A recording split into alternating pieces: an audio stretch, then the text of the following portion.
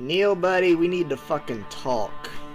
And we need to have a very, very long talk about this game. If that's even something we should be calling what you have created with The Last of Us 2. A game, quote unquote, that is quite honestly, I think, united the gaming community in a way that I didn't expect. Everyone, at least most people that I know of, love The Last of Us 1 for its story. Now, the gameplay, people have their own opinion of the gameplay, but most people are like, hey, game story was fucking amazing, I love the characters, love the world, I love all the actual realism that's in the game, because there is a lot of realistic stuff in the game. But man, did you really just fuck all the goodwill that you had from The Last of Us 1 and just threw it into a trash can? Yeah.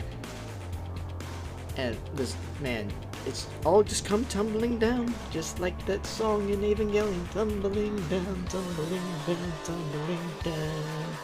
Because you get the stuff at the beginning of the year with the coronavirus, but not only that, people are starting to finally realize that you were the massive fucking hypocrite that you portrayed yourself as in terms of, you know, whammons. With the whole, hey, I kicked Amy Hennig out of Naughty Dog, basically.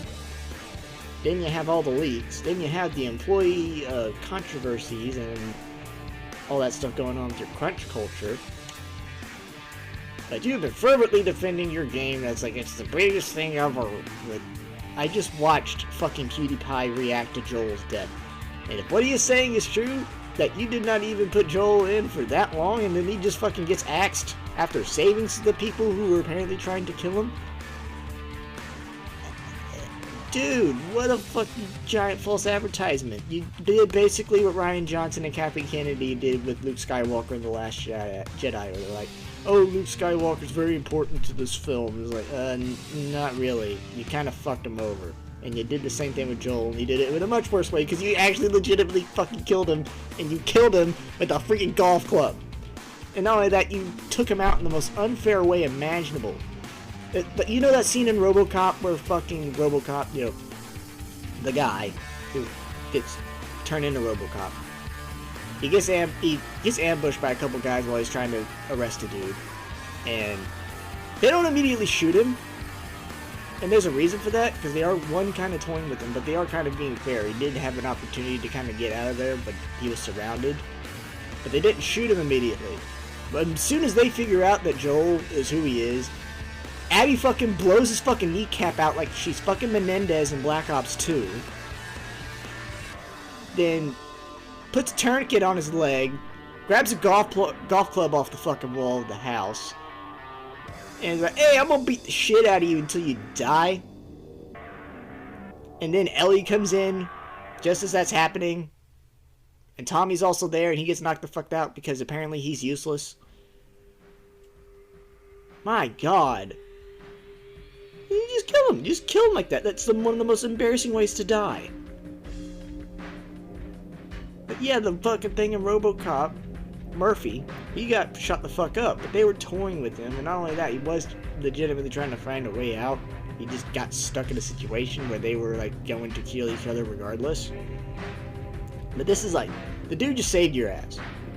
You think you couldn't give him much of a fair fight, where you couldn't, you know, hold him down, question him, find out some stuff about why he did what he did in at the end of the first game, instead of just fucking blowing his kneecap off immediately and then beating the shit out of his brother, only to then kill Joel? That's so disrespectful to his character, and that's disrespectful to the fans who loved the first game's plot and characters. That's ridiculous. Absolutely ridiculous. And then you have all these journalists complaining about, oh, they're review bombing the Union Reviews on Metacritic. Rightfully so, because you don't get to do anything with Joel, from what I've been hearing. And you focus too much on this fucking ass birth of a character in Abby. And then you basically end it in, like, you don't end it like an actual, thoughtful, dark ending like you do in a Romero zombie film. You do your own special blend of bullshit. I am disgusted in you, Neil. How you got a majority of critics to sympathize with you during all of this shit, despite all the stuff that you do that they complain about other developers for doing. Apparently you get them all in the pocket of your hands, though, because you get to check all these little boxes.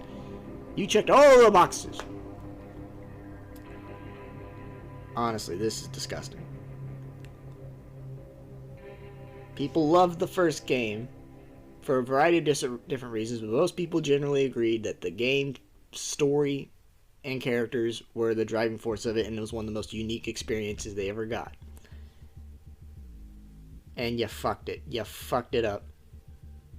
This is coming off of the debacle that you had at the beginning of the year. Not only that, the shit that went down with fucking Uncharted. You screwed everything up with Uncharted 4 by kicking Amy Hennig out of Naughty Dog and keeping most of her script intact, but changing a few certain details to fit with your agenda. I know, because there are playtesters who attested to that, and Neil himself even said it. It's just, you have a lot of skeletons in your closet, man. But not only that, you're gonna think that people are just gonna accept you killing one of their favorite fucking characters, and me especially, being very biased towards characters who are Texan. You're just gonna kill him off immediately, even though we played the entire first game as him and got very attached and very connected with him, and you knew why he did what he did, and you sympathized with him, and you're just gonna take him out like that, just with the snap of your finger. Why should I give this game a chance? Honestly, I'm still considering on whether or not to buy it just to do a let's play of it. Of course, I need to get a capture card for that, but I'm honestly really considering doing a review just of the story, and I'll just use fucking clips from YouTube. Or actually, I'll just maybe even use just Southpaw's clips to formulate a review, since he's streaming it. But it's like, but I do need to play it, so I most definitely will be doing that. But why should I, if I was a normal consumer? What I've just explained, just no.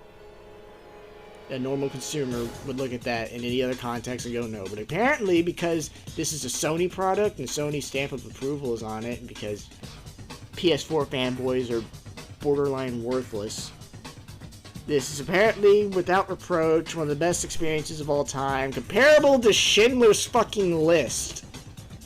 One of the greatest movies ever made. Yes, people have unironically said that and agree with it. Jason Schreier was even like, dude, this is fucked. And then Neil bitched about it. And it was also bitching about a person making an indirect reference to the golf club meme, even though that's not actually what they were trying to reference. And it's just... PewDiePie was borderline crying. He nearly rage quit when he saw Joel die like that. The only way characters die that way is if they are being deliberately disrespected. You don't just get a death like that in a game or a book or a movie or in a TV show like that unless it's completely fucking deserved. And I'm sorry, Joel doesn't deserve that. Yes, I know he fucking blew apart a bunch of fucking Fireflies, but in my honest opinion, the Fireflies were just as bad as the damn government. Those dudes were assholes. Legitimately so. So I hold no qualms about... I have no qualms with Joel going around that fucking hospital at the end of the first game and blasting at everyone he sees. Even the doctor, to a certain extent. Though, to be fair, I certainly don't like doing that. But still, the Fireflies were a bunch of dicks. And they were completely pulling the Ellie thing out of their ass. Like, oh, hey, we're just gonna kill Ellie to get the cure. And it's like, whoa, Joel didn't like that. And we sympathize with that. It's like, yeah, if it's a fucking once-in-a-lifetime opportunity, but you fuck it up for no reason, I think it's kind of... I think be like, yeah, Joel wouldn't want to give part to that. But then you have this revenge plot. It's a revenge plot and a revenge plot anyway, because Abby's like, hey, we were on this way to go find this Joel guy so we could kill his ass. And then Ellie goes to kill Abby. And I guess, if I'm remembering the leaks correctly, Ellie kills a bunch of guys, but then Abby kills another person. It's like a never-ending cycle of revenge. And it's like, It's really stupid. But yeah, now that the game's out to the public, I can talk about the spoilers, so fuck you, Sony, if you're trying to DMCA this video, like you still haven't done from the last one, surprisingly enough. But man, fuck you. You paid off the fucking critics who are ass-sucking this game. Yet the Sony fanboys predictably in a hissy over people daring to criticize this visual masterpiece. Though to be fair, the visuals are pretty damn good looking. But the game sucks, at all accounts. They didn't do much to improve anything from the gameplay of the first game. And it's just... Man. I'm honestly just really... I'm really mad. I'm disappointed. I'm certainly not going to buy another game from Naughty Dog in the near future. I'm not going to... Honestly, honestly, at this point, I'm in full-on PC Xbox mode. Like, seriously, I'm just on the verge, just splooging on anything having to do with PC-related products at this point, because I don't want to support a fucking company that is super hypocritical, because Sony has a fucking sex scene, too. Uncensored. With tits, with whatever at least type of tits that Abby has, since apparently she's a bodybuilder with no tits. But you see tits, whereas they censored fucking an ass in Devil May Cry 5, and have been censoring a lot of Japanese games. But yet, no, this super in-depth psychological study of The Last of Us is, it can have all the nudity and bullshit and terrifying shit that it wants. Yeah, no, I don't buy this shit. You guys are fucking assholes. Like, seriously, this is going down as probably one of the worst years for Sony and their credibility. Every year is a whole ton of bullshit. Like, seriously, I don't give a damn. A lot of times, I just don't give a damn when it comes to, like, the specs and stuff. I care about fucking integrity of a company. Yes, Microsoft has done themselves no favors as of late, but they're better than fucking Sony. Much better. I can at least excuse incompetence and being stuck in a corner because you're a Bill Gates company, and Bill Gates tends to be an asshole. But this is Sony. Company is supposed to be based in Japan, but no, they want to dedicate all their resources to the American sensibility, which is not what you should be doing as a foreign company. The whole point of having foreign stuff in another country is to expand your art, your influence, all that type of shit. And you keep fucking it up, and then you're just ruining stuff for everyone. And I'm sick of it. And honestly, fuck Naughty Dog. Just fuck Naughty Dog, fuck Neil Drunkmann, whatever you want to call him. He deserves all the shit he gets from this. This is pathetic, and don't buy The Last of Us Part 2 unless you're going to review it or you're going to do a Let's Play or both. Don't buy it consciously as like an unironic position. Don't do it.